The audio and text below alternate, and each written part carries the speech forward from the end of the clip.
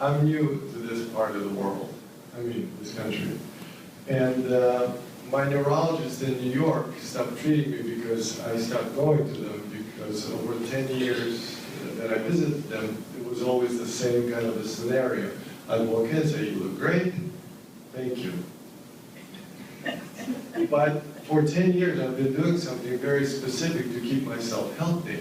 I exercise, I watch my diet, and I certainly work on the stress reduction. And those things are very important. So I had to go see your doctors in Greenville. And I called. I don't have medical insurance because I left New York. I thought I'd have a fresh start. I'll stop spending so much money on things I don't need. And so I told the people that I called, and I said, I don't have medical insurance. She goes, "Oh, it'll be about $100. I thought, wow, that's about $500 less than New York. I love it here. So after several doctors came into the room, it was somewhere around here. You know, we have simple tests, touch the nose, touch the finger, touch this, touch that. So I was touching several people at that appointment, and then when I came time to pay the bill, she said, "It'll be $480. And I thought, wow, that's incredible. And then I started calculating how many noses I touched. and I thought, okay, that makes sense. And they said, "You're getting level 5 treatment."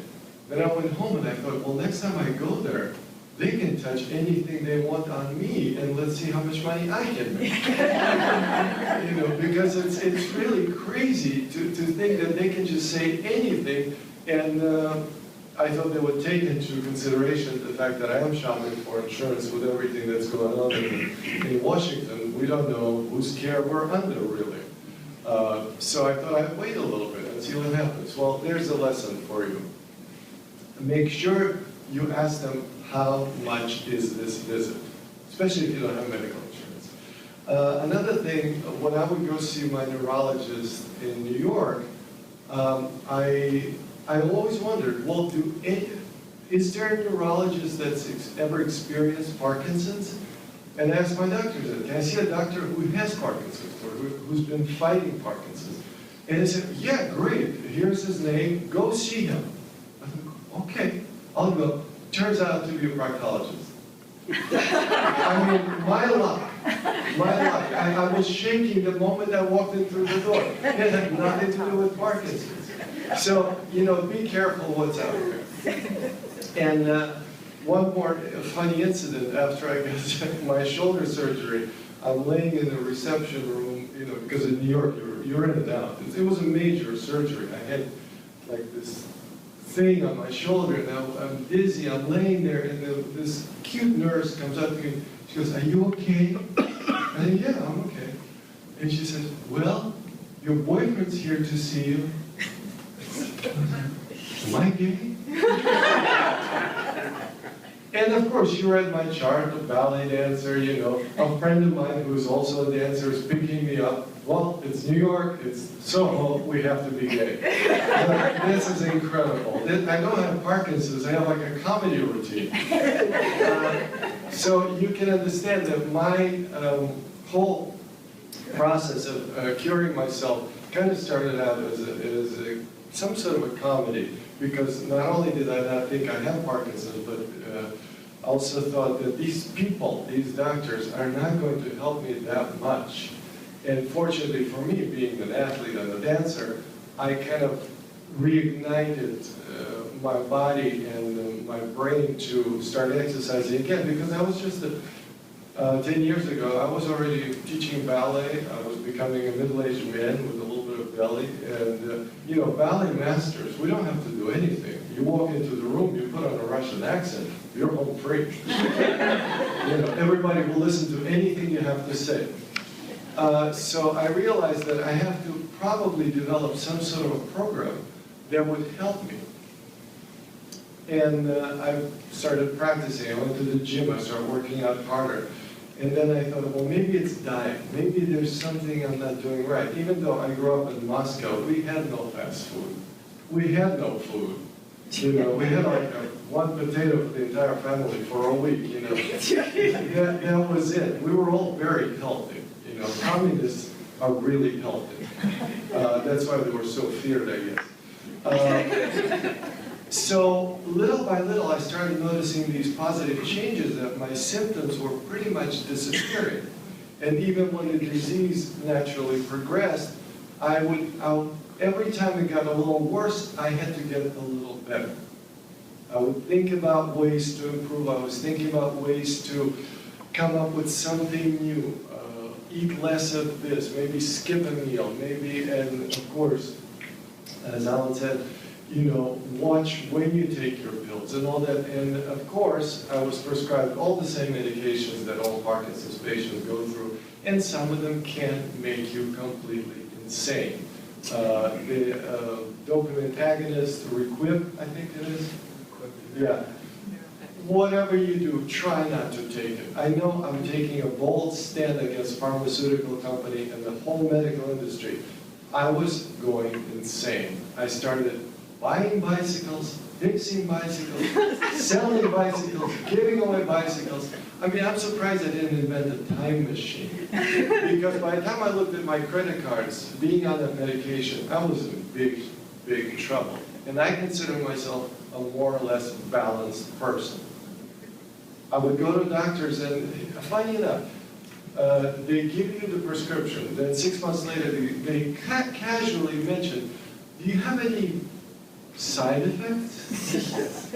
I'm like, what? Have you been to Atlantic City lately? I said, why? Any gambling problems? I said, wait a minute. Why didn't you tell me all of this when you prescribed this medication? I could be broke living under a rock. But this is what happens. They don't have Parkinson's. We do. It's time we tell the doctors what it's like. Do you think in 10 years that I've been actually exercising, writing my program, helping people literally all over the world? My doctors, do you think once they've asked me what it is I do to stay healthy and asymptomatic? Not once. Show me your program. Tell me what you're doing. Tell me what medicine you're taking. What are you eating? Don't tell me you look great and send me home after, you know, $500 bill.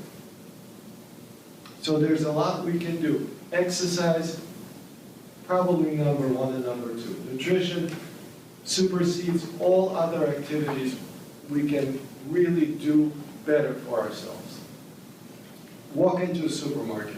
99% of stuff sold there we shouldn't eat because we can't even pronounce it.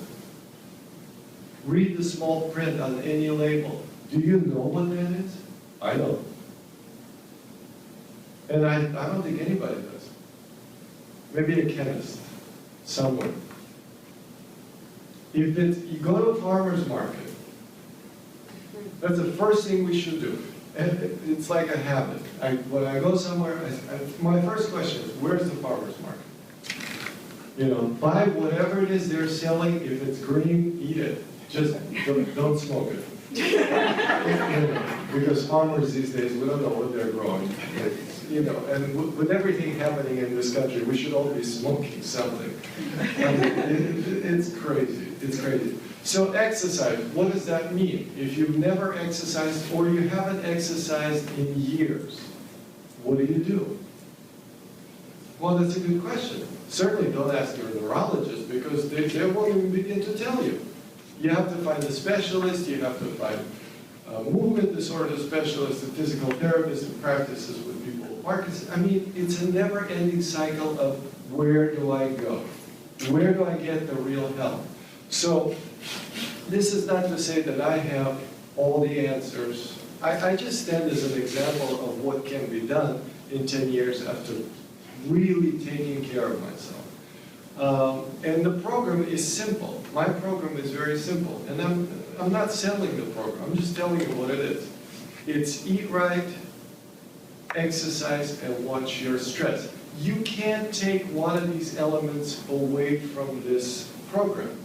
Because if you stressed out all the time, nothing will help. If you don't eat right, nothing will help. If you don't exercise, you're lazy. And the thing is, you know, I stand in front of hundreds of people, small groups of people, and I always tell them, I can give you the good news. I can tell you exactly what you should do. But once you leave this hall or this room, you're on your own. It's the discipline that wins the game, ultimately. You know, everybody wants to have something great, you know. And Madonna once said, the singer Madonna, not the other one. She said, if it came in a bottle, everyone would have it. And that's true enough. You know, it'd be so easy if we could take, alongside the Parkinson's medication, we could take a magic pill and transform, walk normally, not shake, not forget things, not slow down to the point where you just apathetically sit there and you're not even enjoying life anymore. So there is no such thing. There's us against whatever it is we're having a problem with. It's us against Parkinson's. Tomorrow is going to be us against cancer. And it just grows and grows. As we're growing older, all these things come up. And if you want to do something positive, it's not what we say or what the doctors have for us. It's what we do. And it really is that simple, and it is that difficult. Because medications, they allow us those moments where we can do something a little bit better. Don't waste those moments. The hardest thing is to start. You have to start somewhere. You have to develop a habit of working out, of eating right, not eating late, not giving into all the bombardment that we're living with. Eat this, eat that, no, don't. There is a way to feel better. There is good news at the end of this tunnel. We can live with Parkinson's. We can even thrive with Parkinson's. You know, Parkinson's affects certain neural passageways, certain molecules in our brain. We have the whole body to fix the rest of us. And it works like this. If you exercise, you get your strength. You get your strength, you get your confidence. You get your confidence, you get your balance back. And little by little, it begins to transform you to who you once were. You can go from being sick, apathetic, to being yourself. But it's up to you. And that pretty much is the whole thing. That's the prescription pill. That's what we do. Lifestyle change. Lifestyle change, yes. Get a new wardrobe. What? Can you comment on people unlike yourself who are not athletic? That's no excuse not to exercise. Well, the thing is, what is athletic and not athletic? If you have a condition where you cannot get out of bed, you can exercise still. If you're sitting down, primarily, because you feel that's more comfortable for you, you can exercise then too. And of course, when you're standing up, you can exercise practically normally. The question is, how do you build that habit? How do you work on it? Well, you have to do it consistently for a number of days, weeks, to get that to become your new habit. You have to work on it. Nothing comes easy to us. Nothing comes for free. Discipline is free, but if we could buy it, everyone would run out of here right now and get that pill to be more disciplined. It's work. It's work. It's how we react to an adversity. You know, my choice was that I will do everything that is in my power. I was about 195 pounds when I was diagnosed. I'm telling you, I had a belly. My pants were like 33, 34. That's disgusting. I'm back to my normal 30. I'm kidding, of course. It's not that disgusting. I'm back to my normal weight when I used to dance on Broadway. Cognitively, I don't see any difference. I actually got a lot smarter with Parkinson's because I'm paying attention to things. I still speak Russian. I'm not speaking Russian, am I? Scared person. So there's a lot we can do, and I'll take a couple of questions if you have any. I just want to know what your typical day is. What do you eat? I get up, I have a light breakfast, some oatmeal, some tea. I work about 4 or 5 hours teaching and choreographing right here in Greenville right now. I exercise for about 30 minutes to 35 minutes because really we don't have to exercise that much, you just have to know what to do. And then I have Russian soup. Again, it's cheap. And then I don't eat very late. I spend time working on my program, contacting people, helping people, and that's pretty much my day. What do you call a light breakfast? Anything that you can deal with as far as your medications are concerned. You know, if you have high protein, interferes with the medication. So, you know, anything that's healthy. You know, grains, fruit, tea, coffee, I don't know. We all know what the stuff is, you know. We would like to sneak in a little bacon. Any more questions? What sort of exercises do you do? Oh, well, it's on YouTube. Well, we'll be launching our website that you'll be able to access in about a month. We've been working on it, me and my fiance. And she's a genius. She studied at Harvard Medical and MIT. She has degrees I didn't even know existed.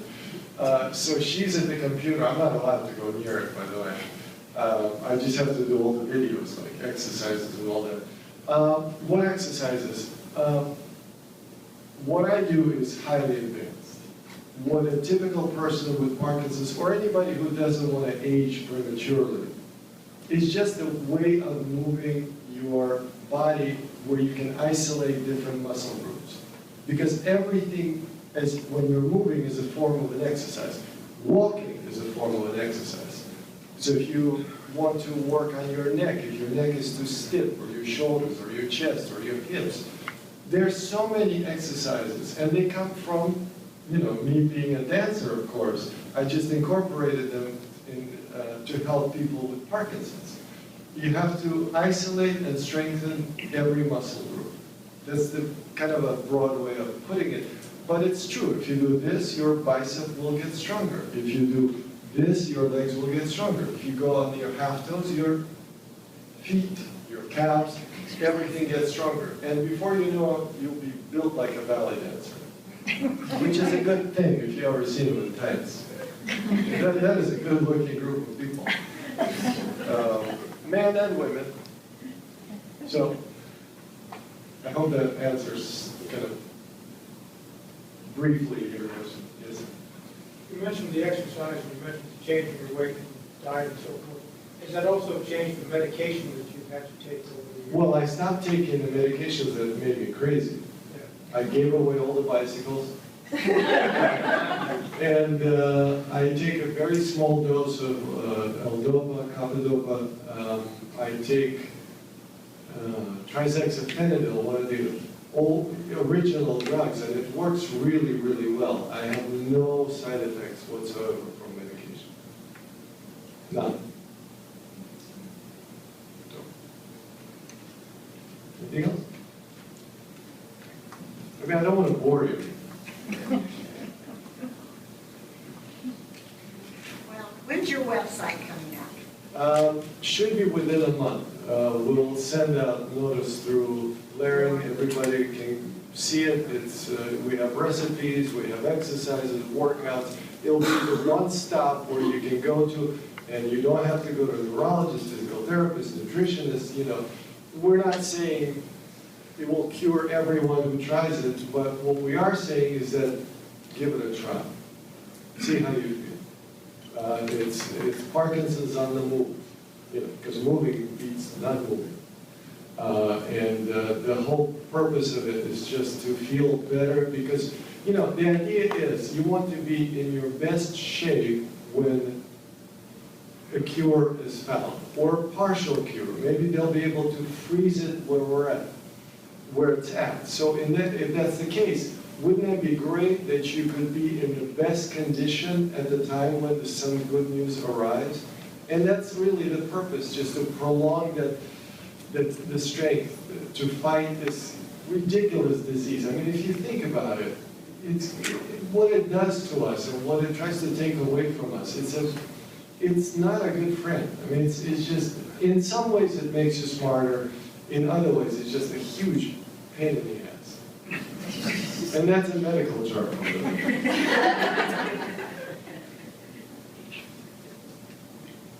We good? It was great, so I think we. No. One more. Oh, sorry. We've gone to some classes, like yoga, Mhm. and my daughter became certified in yoga in the beginning, when she did the yoga, and she said, oh, Mom, you gotta do this with me. And I did, and suffered. And then when she got her certification, she said, Mom, don't ever do that yoga again. It's not meant for people with bad back and blah, blah, blah. You gotta be careful. So for your exercises, point to my little embarrassing moment, but your exercises is for all age groups? It's for all age groups and for 3 different conditions. We have exercises that you can do laying down, sitting down, or standing up. It's because when I started teaching my classes, I realized that it's very difficult to be in a room with students, and there was a huge hospital in Stamford, Connecticut. The room was bigger than this, filled with Parkinson's people and me. So I had to, more than teaching that class, I had to learn how to juggle. Fortunately for me, I knew how to juggle, so because I had to catch people. You know, it wasn't one of those situations like, drop your crutches and walk towards me, you know. It was really like somebody could only hold on to the bar by the mirror. Somebody could only sit down, and I realized I can't do this alone. You know, I need an assistant, and that's when the idea started growing that I should probably do a website where I can explain that even if you're laying down, before you're able to sit up or stand up, I can teach you how to do something to strengthen. All of these classes, yoga, dancing for Parkinson's, boxing for Parkinson's, whatever for Parkinson's, they're great because they have a great social component. You're in the room, the music is playing, everybody's smiling, people are helping you, you're doing things that you normally wouldn't. That's all great. And if you need to take those classes to feel good for an hour, that's great. But what do you do after that hour? What have you learned besides feeling good for an hour? What's really missing from all those classes is that you didn't build any more strength. You don't do this by yourself when you go home. And in a sense, you haven't necessarily done anything against Parkinson's. You've just done something to make yourself feel good, which is wonderful and important. But it's the strength, it's the reclaiming a lost ability is what's needed. You have to fight Parkinson's by being stronger than the disease. And without strength, without proper diet, without stress reduction, you cannot win that fight. It's just that simple and complicated and requires discipline, dedication, whatever you want to call it. But that's the difference between, oh, I'm feeling good, to I'm feeling strong. Yeah. And we can build strength at any age. Yes. I thank you very much. I loved your presentation. Because I was diagnosed with Parkinson's about 5 years ago. I've been an exerciser, physical fitness guy, first in my entire life as well, cross-country runner in high school. It's a lifestyle. It's a changing one. And about 10 years ago, when you were first diagnosed, I think, what the doctors used to tell you is lie in bed, rest. Yeah. And more, the more articles I read, the more books I read, the more videos I watch or whatever, with respect to Parkinson's, exercise becoming far the number one. Yes. And we had discussions here before of what you want to do if you end up in the ER. and seeing what you just told us, you stay out of the ER, you're using your EER. Eat-right, exercise, reduce stress. Thank you. Thank you very much. Oh, my pleasure, my pleasure. Thank you so much.